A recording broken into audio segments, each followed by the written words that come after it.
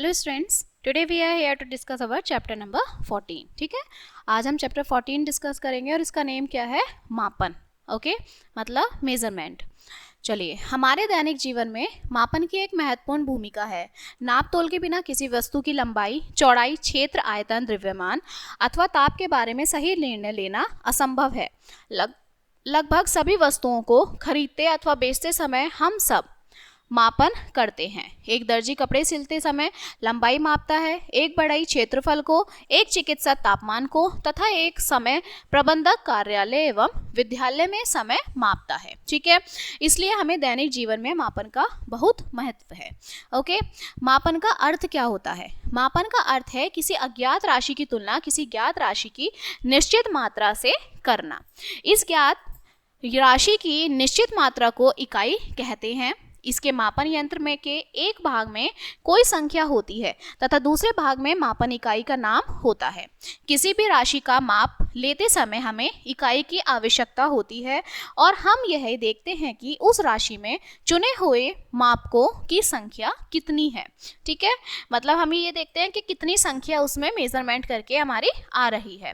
प्रत्येक मापन में संख्या और इकाई दोनों होती हैं। ठीक है, किसी मापन में जब तक संख्या तथा इकाई दोनों का उल्लेख न किया जाए तब तक वह माप अधूरा माना जाता है। चित्र में रेखा ब रेखा ऐसे लंबी प्रतीत होती है। आप इन दोनों को स्केल की सहायता से माप कर देखिए, आप पाएंगे कि दोनों रेखाएं समान हैं। इसी प्रकार विभिन्न वस्तुओं को देखकर उनका क्षेत्रफल, आयतन, द्रव्यमान तथा तापमान का अनुमान लगाना आसान नहीं है। बीच वाले चित्र में सभी आयत क्षेत्रफल के समान हैं। आप अगला चित्र देखिए, दोनों गिलासों में समान आयतन का द्रव भरा हुआ है, मतलब जो वाटर है वो इक्वल भरा हुआ है। ठीक है, मानक इकाइयों की आवश्यकता। अब इनकी जरूरतें क्यों हैं? सामान्यतः किसी राशि के मापन के लिए हमें इकाई की आवश्यकता होती है। प्राचीन काल में लंबाई मापने के लिए मानव शरीर के अनेक भागों का इकाई के रूप में उपयोग किया जाता था, जैसे कोहनी के मध्य उंगली के छोर तक, बालिशत कदम 4 उंगलियों की चौड़ाई को लंबाई की इकाइयों के रूप में उपयोग किया गया है। लंबाई मापने की ये समस्त इकाइयां प्रत्येक व्यक्ति के लिए अलग अलग हो सकती हैं। ठीक है, डिफरेंट हो सकती हैं। इसलिए यदि आप अपनी बालिशत द्वारा मापी गई लंबाई को दूसरों को बताएंगे तो उन्हें यह समझना कठिन होगा कि वास्तविक लंबाई क्या है। इसका कारण है कि उन्हें यह ज्ञात नहीं है कि आपकी बालिशत की लंबाई कितनी है। अतः बालिशत लंबाई मापने की उचित इकाई नहीं है, इसलिए ज़्यादा शुद्ध इकाइयों की आवश्यकता उत्पन्न हुई। ओके, आजकल बाजार में वस्तुओं को खरीदने अथवा बेचने के लिए मानक इकाइयों का ही प्रयोग किया जाता है। एक मानक इकाई वह इकाई होती है जो किसी भी राशि को पूर्णतः मापने के लिए सब स्थानों पर प्रयुक्त की जाती है, मतलब हर जगह पर उसका यूज किया जाता है। ओके, नेक्स्ट है लंबाई, भार, समय और ताप की मानक इकाई। ठीक है, मतलब एसआई यूनिट।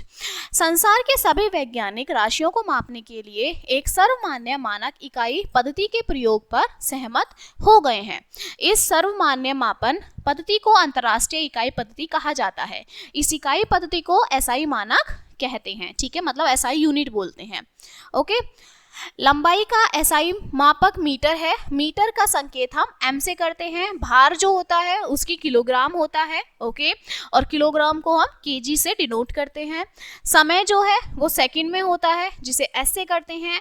ताप आपका केल्विन होता है, जिसको आप के से डिनोट करते हैं। ठीक है, दैनिक व्यवहार में ताप मापने की प्रचलित इकाई सेल्सियस है।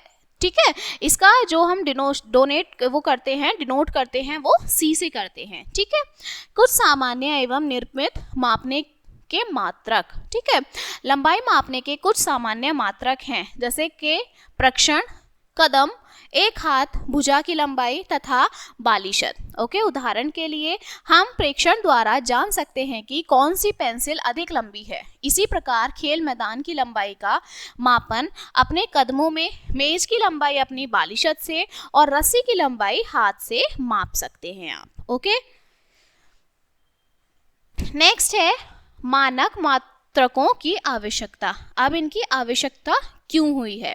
उपयुक्त सामान्य मात्रक कभी कभी हमें गलत सूचना देते हैं। उदाहरण के लिए नीचे दिए गए तार के टुकड़ों का प्रेक्षण कीजिए। ओके, ये आपको तार के टुकड़े देखने हैं। इन दोनों में तार का कौन सा टुकड़ा अधिक लंबा है, पहले देखना है कि कौन सा लंबा है। क्या तार 6 अधिक लंबा है? नहीं, ये 2 हैं। अब ये दोनों क्या है, लंबे दिख रहे हैं? नहीं, दोनों क्या हैं आपके, सेम है। क्या तार के ये दोनों टुकड़े लंबाई में समान नहीं है?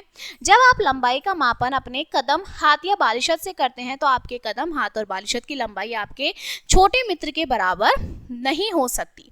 इस प्रकार सामान्य या स्वयं निर्मित मापन के मात्रक विश्वसनीय नहीं होते और हमें मापन के लिए मानक मात्रकों की आवश्यकता पड़ती है। ठीक है, मापन के मानक मात्रक। अब कौन कौन से मानक मात्रक होते हैं? ठीक मापन के लिए हमें ऐसे मात्रक स्थिर करते हैं जिसे सभी लोग दूसरे समान वस्तुओं के मापन के लिए एक आधार मात्रक मानने पर सहमत हो।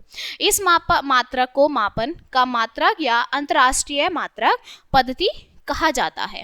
हमें मापन में समानता के लिए मानक मात्रकों की आवश्यकता होती है।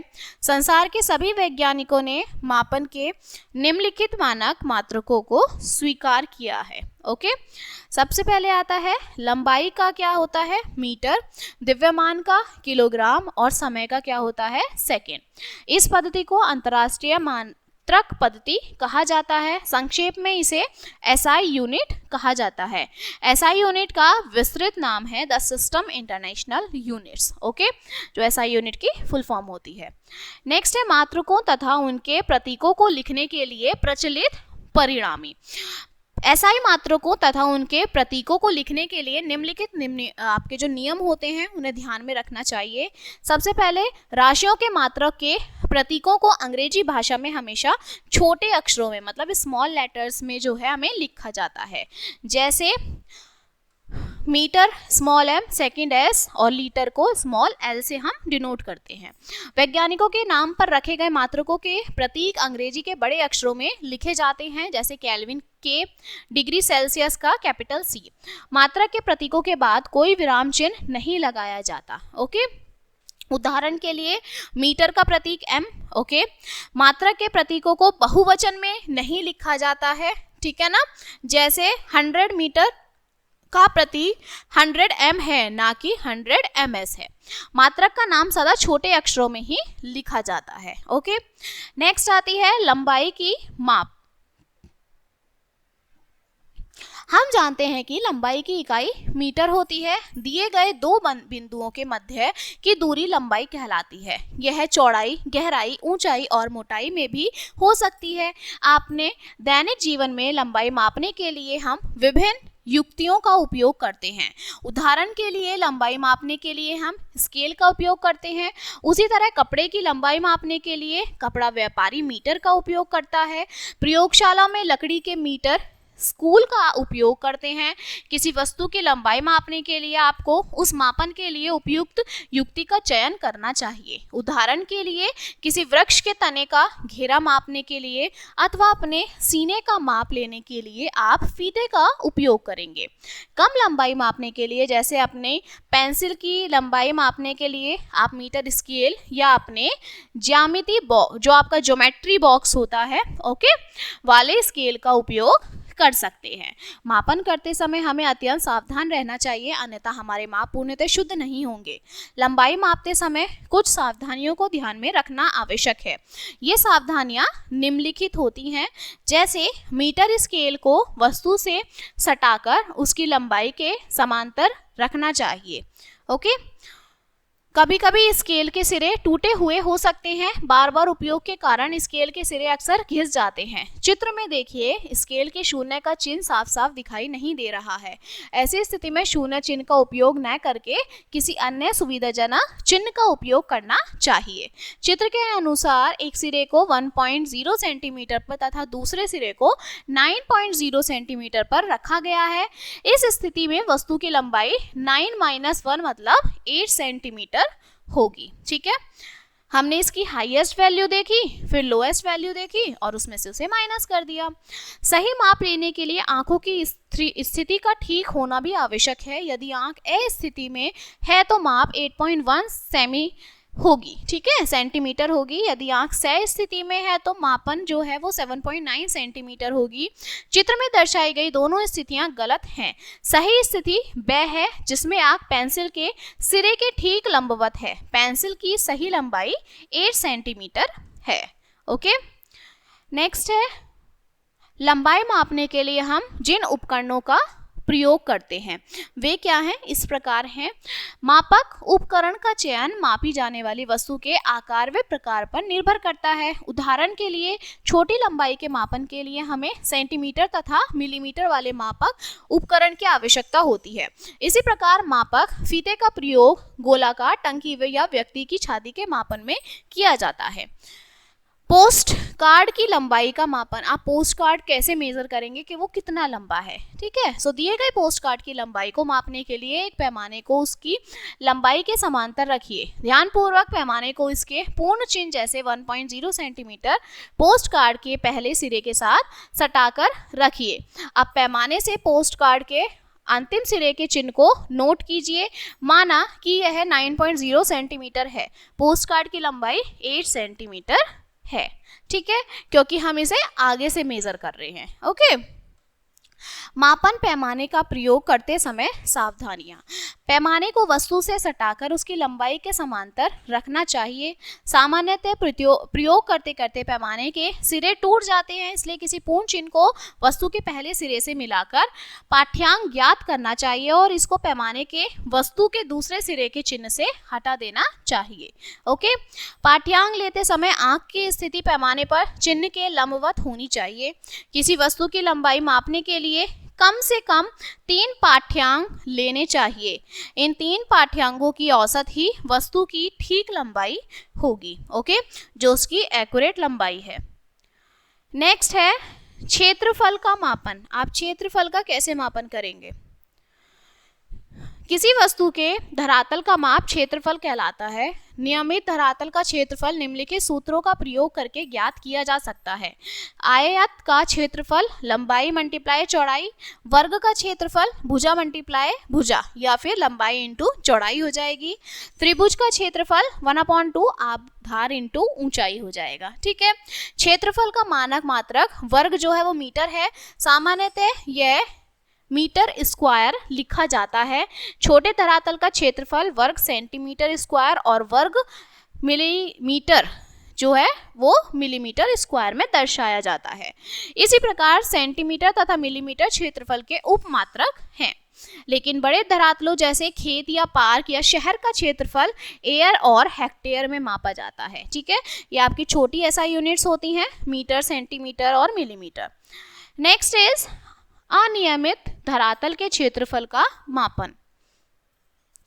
अनियमित धरातल के क्षेत्रफल की गणना सूत्र के द्वारा नहीं की जा सकती, लेकिन हम पत्ते और अनियमित आकार के कागज का क्षेत्रफल ग्राफ कागज की सहायता से ज्ञात कर सकते हैं, ठीक है।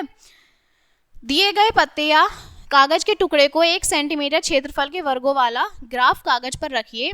ग्राफ कागज पर पेंसिल से पत्ते या कागज के टुकड़े की सीमा रेखा खींचिए। पत्ते या कागज को हटाकर सीमा रेखा के अंदर के छोटे वर्गों की संख्या ज्ञात कीजिए। संख्या ज्ञात करते समय आधे और आधे से बड़े वर्गों को पूर्ण वर्ग में गिनिए और जो वर्ग सीमा रेखा के अंदर आधे से कम हैं उन्हें छोड़ दीजिए। अब इन वर्गों की संख्या को एक वर्ग के क्षेत्रफल से गुणा कर दीजिए। इसमें हमें अनियमित धरातल क्षेत्रफल प्राप्त हो जाता है। अनियमित धरातल का क्षेत्रफल आपका सीमा रेखा के अंदर वर्गों की कुल संख्या मल्टीप्लाई एक वर्ग का क्षेत्रफल ये होता है, ठीक है। नेक्स्ट है आपकी गति। ओके, अपने दैनिक जीवन में हम बहुत सी वस्तुएं देखते हैं जो एक स्थान से दूसरे स्थान तक गति करती हैं। हम एक मनुष्य को चलते हुए, कुत्ते को भौंकते हुए, एक पक्षी को उड़ते हुए, एक मछली को तैरते हुए तथा एक सांप को रेंगते हुए देखते हैं। कुछ निर्जीव भी गति दर्शाते हैं। एक बस या रेलगाड़ी भी एक स्थान से दूसरे स्थान पर गति करती है। घड़ी की घंटे तथा मिनट की सुइयां भी गति करती हैं, यद्यपि ये गति करती हुई दिखाई नहीं देती हैं। ओके, कुछ वस्तुएं ऐसी हैं जो गति नहीं करती। उदाहरण के लिए आपका घर, विद्यालय गति करते दिखाई नहीं देते, ये एक ही स्थान पर स्थित हैं। इसी प्रकार ये स्थिर या विराम में है। ओके। नेक्स्ट इज, आप कैसे जान सकते हैं कि एक वस्तु गति कर रही है या नहीं। एक वस्तु को गति तब कहा जाता है जब यह स्थिर वस्तुओं की अपेक्षा अपनी स्थिति में निरंतर परिवर्तन करती रहती है। किसी वस्तु की स्थिति में स्थिर वस्तु की अपेक्षा निरंतर परिवर्तन होना गति कहलाता है। ठीक है। गति के प्रकार क्या होते हैं? गति के प्रकार सरल रेखीय गति, ठीक है, घूर्णन गति, असमान गति, दोलन या कंपन गति, आवृत्ति तथा अनावृत्ति गति। ओके। नेक्स्ट इज सरल रेखीय गति। सबसे पहले सरल रेखीय गति क्या होती है? किसी वस्तु की एक सरल रेखा में गति उसकी सरल रेखीय गति कहलाती है। कार या रेलगाड़ी की गति, बंदूक से छोड़ी गई गोली की गति, ढलान से एक लकड़ी के फिसलना, एक गेंद का मैदान में गति करना तथा मेज की दरार में गति सरल रेखीय गति के कुछ उदाहरण हैं। ठीक है। सरल रेखीय गति निम्नलिखित दो प्रकार की होती हैं, सीधी सरल रेखीय गति, दूसरी वक्र रेखीय गति। ओके। सीधी सरल रेखीय गति किसी वस्तु की सीधी रेखा का अनुदिश गति उसकी सीधी सरल रेखीय गति कहलाती है। उदाहरण, एक बंदूक से छोड़ी गई गोली की गति, कार की गति, गिरते हुए पत्थर की गति, बल्लेबाज द्वारा लगाया गया एक ताकतवर शॉट के बाद गेंद की गति, नाव की गति, सैनिकों की नियमित गति, चींटियों की सीधी रेखा में गति आदि सीधी सरल रेखीय गति के उदाहरण हैं। ठीक है। सेकंड है वक्र रेखीय गति। किसी वस्तु की वक्र रेखा के अनुदिश गति वक्र रेखीय गति कहलाती है। उदाहरण, एक ढलान पर एक बच्चे द्वारा फिसलने वक्रीय रेखीय गति का उदाहरण होता है। ठीक है। अब आता है आपका घूर्णन या चक्रीय गति। किसी वस्तु की चक्रीय पथ के अनुदिश गति घूर्णन या चक्रीय गति कहलाती है। घड़ी की सुइयों की जो आपकी गति होती है, एक खूंटे के आसपास बैल की गति, पृथ्वी के चारों ओर चंद्रमा की गति, पृथ्वी की सूर्य के चारों ओर की गति, एक चलते हुए पंखे की गति, चरखे के पहिए की गति, घूमते लट्टू की गति तथा चक्कर में घूमने वाले झूले की गति घूर्णन गति के ये सभी क्या हैं? उदाहरण हैं, एग्जाम्पल्स हैं। कभी कभी सरल रेखीय तथा घूर्णन गति एक साथ भी होती है। सभी वाहनों के पहिए जैसे कार, बस, साइकिल, रेलगाड़ी अपने अक्ष पर घूर्णन गति दर्शाने के साथ साथ सड़क पर सरल रेखीय गति भी करते हैं। नेक्स्ट इज असमान गति क्या है? ठीक है। कभी कभी गतिशील वस्तु अनियमित रूप से अपनी दिशा में परिवर्तित करती रहती है। वस्तु की इस गति को असमान गति कहते हैं। यदि वह अपनी गति के समान अपनी दिशा अनियमित रूप से परिवर्तित करती रहे। खेल के समय हॉकी या फुटबॉल के खिलाड़ी की गति, शिशु की गति तथा एक मक्खी की गति आदि अनियमित गति के कुछ उदाहरण होते हैं। ठीक है। नेक्स्ट इज दोलन या कंपन गति। अब दोलन या कंपन गति क्या है? झूले की गति, घड़ी के लोलक की गति, सितार के खींचे तार की गति, ढोलक के डंडे से पीटने के बाद उसकी झिल्ली तार की गति, दर्जी के सिलाई मशीन का कार्य करते समय उसके पाँव की गति, मोटर गाड़ी के इंजन में पिस्टन की गति आदि दोलन गति के उदाहरण हैं। फिर आती है आवृत्ति तथा अनावृत्ति गति। घड़ी की मिनट की सुई के एक चक्कर काटने में लगने वाले समय को नोट कीजिए। इस प्रक्रिया को 3 बार दोहराइए। अब आप देखेंगे कि घड़ी की मिनट की सुई द्वारा एक चक्कर पूर्ण करने में लगने वाला समय प्रत्येक बार एक समान ही रहेगा। ऐसी गति जो एक नियमित अंतराल के पश्चात दोबारा हो उसे आवृत्ति गति कहते हैं। ठीक है। उदाहरण, झूले की गति, ढोलक के लोलक की गति, पृथ्वी के चारों ओर चंद्रमा की गति, सूर्य के चारों ओर पृथ्वी की गति आदि सब आवृत्ति गति के उदाहरण हैं। ठीक है। एक टाइम बाद वो दोबारा जब रिपीट होती है वो आवृत्ति कहलाती है। ठीक है। सो ये चैप्टर आपका complete. Now let us see some main points of this chapter. किसी वस्तु का द्रव्यमान उसके पदार्थ की मात्रा है। द्रव्यमान का मानक मात्रा किलोग्राम है। किसी वस्तु द्वारा घेरा गया स्थान आयतन कहलाता है। मापन मात्रक के साथ किसी वस्तु की मात्रा की तुलना मापन कहलाती है। ठीक है। किसी वस्तु के गर्म या ठंडे का मापन जो है वो उसका ताप बताता है कि वो कितना गर्म है। Okay. So this chapter is finished now and we will meet on the next chapter. Thank you.